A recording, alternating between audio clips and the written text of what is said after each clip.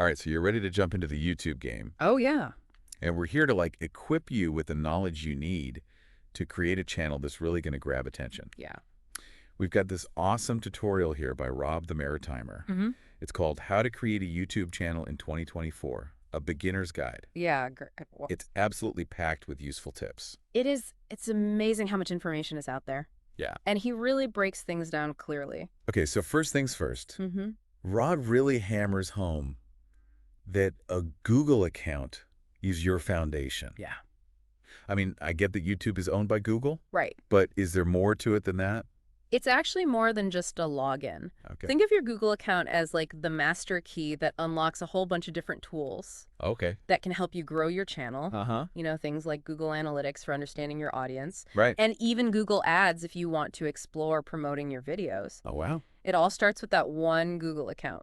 I didn't think about it like that. Yeah. Okay, so once you've got your Google account set up, Yeah. what's next? Well, I know Rob talks about channel names and handles. Mm-hmm. I always get those mixed up. Yeah, it can be a little confusing. Can you break it down for me?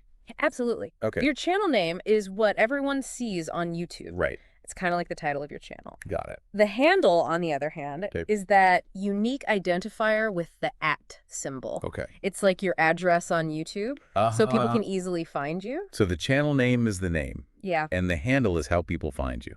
exactly. Okay. Now, Rob mentioned choosing memorable and easy to spell handles. Right. Why is that so important? Well, you want people to remember you Right. and to be able to easily search for your channel. Yeah. A complicated handle is just going to frustrate people. Yeah, for sure. Plus, there are millions of channels out there. Oh, yeah. So making yours stand out is key. But don't stress too much if you don't find the absolutely perfect name right away. Oh, really? You can actually change both your channel name and handle later on. That's good to know. Yeah. Okay. Let's move on to something a little more fun. Okay. Customization. Yes. Rob walks us through adding visuals, Mm-hmm. like a banner image and a profile picture, Right. which he calls an avatar. Yeah. I like that. It's like decorating your online space. Exactly. Yeah. And those visuals are important because they're like your first impression. Okay. You know, this is where branding comes in. Uh-huh. Think about it when you see a logo or a certain color scheme, Yeah. you automatically think of a specific brand. Right. The same applies to your YouTube channel. Oh, okay. Those visuals will help you create a cohesive look and feel, Yeah. which will make you instantly recognizable. Okay, so now that the channel looks amazing, Right. let's talk about making it easy for people to find you.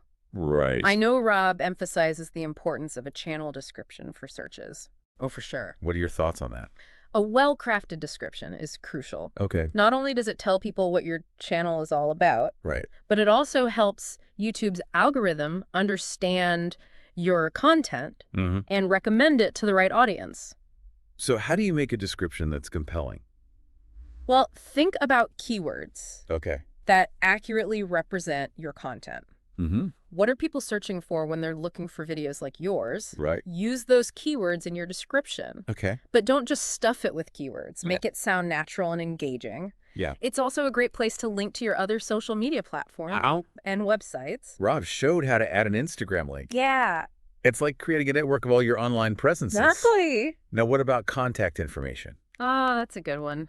I can see how that could be helpful for sponsorships, Right. but I'd also be worried about getting a ton of spam. Yeah, it's definitely a trade-off. Yeah. While providing contact information can open doors to collaborations and opportunities, Mm-hmm. it also increases the risk of spam. Right. So maybe consider building your audience first Okay. and then see if adding contact info later makes sense for you. That makes a lot of sense. Yeah. So we've got the basics covered. There. A Google account, Mm-hmm. a catchy name, and handle. Yep. A visually appealing channel, Right. and a compelling description. Sounds good. Now what? Well, now it's time to explore the heart of your channel, Okay. YouTube Studio. Rob calls it Channel HQ. Mm. And I think that's a perfect description. It's your command center for everything related to your channel. Wow. Analytics, video management, comments, monetization, customization. It's all there. It's all there. That sounds incredibly powerful, It is. but maybe a bit overwhelming. Yeah. Where do you even begin with all of that? Don't worry. Okay. We'll break it down for you. Okay. Rob focuses on the settings section, specifically the general and channel tabs. And I think that's a great starting point. You'll be able to fine-tune some essential details that can really impact your channel's visibility and growth. Okay, so settings first. Yes. I know one of the things Rob talks about is the importance of setting your correct country of residence. Right. Why is that so crucial? It helps YouTube understand your target audience Okay. and comply with local regulations and advertising guidelines. It also ensures you're getting accurate analytics data. Makes sense. Now, another thing Rob mentions is providing relevant keywords in your settings, Okay. which might sound familiar because we talked about keywords in the description. Yeah, so are these the same keyword? They can be similar, Okay. but these keywords in the settings are more about helping YouTube categorize your channel Right. and recommend it to viewers who are interested in similar content. Okay. Think of it as a way to tell YouTube what your channel is all about, so it can connect you with the right audience. That's so smart. Yeah. It's like giving YouTube a cheat sheet to understand your channel. Exactly. And Rob also talked about linking a Google Ads account. Yeah. I feel like that could be a deep dive on its own. It definitely could. Yeah. Google Ads is a powerful tool for promoting your videos to a wider audience, but it can also get a bit complex. Yeah. We can definitely explore it further down the line if you're interested in paid advertising. Okay. But for now, let's stick with the foundational settings within YouTube Studio. Sounds good. Yeah. So we've got our Google account, our branding, and our settings sorted. Right. What's next on our YouTube channel creation journey? Now it's time to unlock the potential of your channel. Ooh, I like that. By understanding feature eligibility, Yep. Rob explains the 3 tiers, standard, intermediate, and advanced, Okay. and what you get with each. It's I'm- like I'm- leveling up in a game. I'm intrigued. Tell me more about these feature tiers. Each tier unlocks more features and capabilities. Okay. The standard tier is what you start with, and it gives you access to basic features like uploading videos Right. and customizing your channel. Mm-hmm. The intermediate tier unlocks additional features like custom thumbnails, Oh, okay. which are those eye-catching images that represent your video, Right. and longer video uploads. Longer video uploads. Yeah, and the advanced tier gives you access to even more advanced features, Oh, wow. but you'll need to meet specific requirements to unlock each tier. So how do you level up to those higher tiers? Well, verifying your phone number, for example, Okay. is a key requirement for unlocking the intermediate tier, Mm-hmm. which gives you access to those custom thumbnails and longer video uploads. Got it. Rob actually shows what happens when you try to upload a longer video without verifying your phone number. Oh, really? Yeah, it's a great reminder of how important that simple step is. That's such a good point. Yeah. It's like a small step with big rewards. Okay, so we've got our tiers figured out. Yeah. What's next on our list? Let's move on to some time-saving tips. Ooh, time-saving tips are always welcome. I know, right? Rob introduces the Upload Defaults tab in YouTube Studio, Right. which is a lifesaver for anyone creating regular content. What can you do in the upload default section? This is where you can streamline your workflow Huh. by pre-filling descriptions with information that you use for every video Okay. and setting your default visibility. Right. You can choose to make your videos private or unlisted Okay. before you're ready to make them public, Mm-hmm. which can prevent accidental publishing. Wait, you can actually schedule videos to publish in advance? You can. That changes everything. It's a game changer. Wow. It allows you to plan your content in advance, Okay. stay organized, Hmm. and maintain a consistent upload schedule. So you can like schedule them to go live at specific times? Yes, you can. Which is perfect for reaching your audience when Yeah. you're most active. Yeah. Okay. This upload defaults tab is definitely my new best friend. It's a good one. What else is hidden within the depths of YouTube Studio? Well, there are a couple of other tags that Rob briefly covers. Okay. Permissions and community. Yeah. As your channel grows, Mm-hmm. these sections will become more and more relevant Because because they deal with collaboration and managing your viewers. so for someone just starting out, it's good to be aware of them, Yeah. but they might not be as crucial as some of the other settings we've already talked about. Exactly. Got it. You can definitely explore those features in more detail as your channel grows and you Okay. start to build a community. Mm-hmm. For now, Yeah. let's move on to something that will be incredibly helpful from day one, Okay. the YouTube Studio app. Okay. Tell me everything about this app. All right. I'm always on my phone. Yeah. So anything that can help me manage my channel on the go sounds amazing. Rob strongly recommends downloading the YouTube Studio app, and I couldn't agree more. It's an essential tool for any serious YouTube creator. Okay. You can monitor your channel's stats, reply to comments, and receive notifications all from your phone. Wow. It's like having your channel HQ in your pocket. That's incredible. So we've covered a lot of ground. We have. From setting up a Google account to exploring the depths of YouTube Studio and even discovering the magic of the YouTube Studio app. Yes. What's next on our YouTube adventure? Now that you've laid the foundation for your channel, it's time to start thinking about the content you're going to create. Oh, that's a good one. We'll dive into that in part 2 of our deep dive. That sounds like a great place to leave it for now. I think so. We'll be back soon to explore the exciting world of YouTube content creation. Can't wait. All right, see you then. Welcome back. Yes. We've built the foundation of your channel. Yeah. We've got the accounts, the name, the look, the settings. Right. But now comes the really fun part. Yes. The content. This is it. I'm excited, but I also feel a little lost. Yeah. Where do you even begin with content creation? Well, it starts with understanding your audience. Okay. Who are you trying to reach? Right. What are they interested in? What problems can you help them solve? Okay. What kind of value can you bring to their lives? So before I even think about video ideas, I need to think about who I'm making their videos for. Right. That makes a lot of sense. Yeah. But how do I figure out what kind of content my audience actually wants to see? One approach is to see what's already working in your niche. Okay. Check out other creators who are making similar content. What kind of videos are they posting? Okay. What's getting views and engagement? It's not about copying, but about understanding what your audience is already interested in. So it's like market research, but for YouTube. Exactly. Okay. You can also use keyword research tools to see what people are searching for on YouTube. This can give you valuable insights into popular topics and trends. I've heard those keyword tools can be really helpful. Oh, yeah. Okay, so let's say I've done my research, I know my audience, and I've brainstormed some content ideas. All right. What's next? Now it's time to create a content calendar. Okay. This is where you plan out what you'll be posting and when. Right. Having a content calendar helps you stay organized and consistent, which is key for building a loyal audience on YouTube. I've heard consistency is super important from a lot of successful YouTubers. For sure. But I'm someone who gets easily overwhelmed. Yeah. How do I create a content calendar that I can actually stick to? Start small. Okay. You don't have to commit to posting every single day. Right. Maybe start with once a week. Okay. Or twice a month. Okay. The important thing is to find a schedule that works for you and that you can realistically maintain. That's a relief. Yeah. I was starting to panic thinking about creating content every single day. I know it can be a lot. Okay, so let's say I've got my content calendar sorted. Yeah. Now I need to actually create those videos. Right.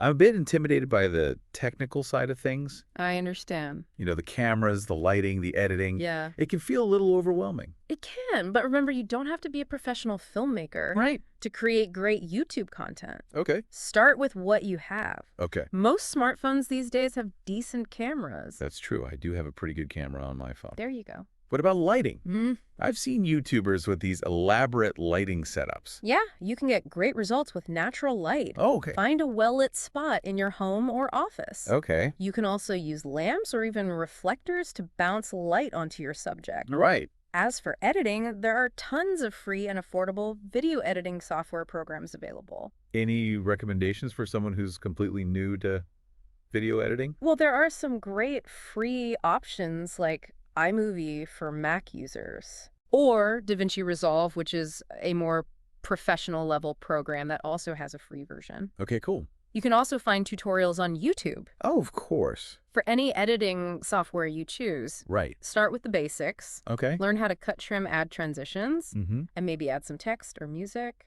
That sounds doable. Yeah. It's good to know that I don't need to learn everything all at once. Right.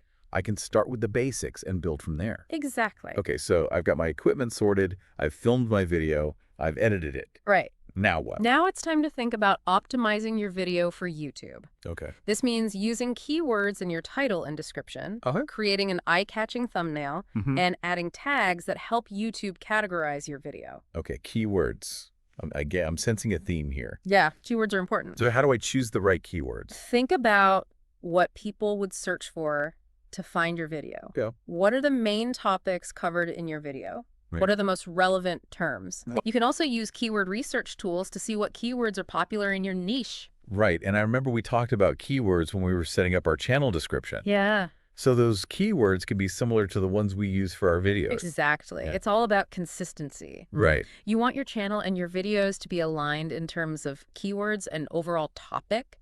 This helps YouTube understand what your channel is all about. Right. And recommend your content to the right audience. Got it. So keywords, titles, descriptions. Yep. What about thumbnails? Oh, thumbnails are super important. Okay. They're like the cover of your book.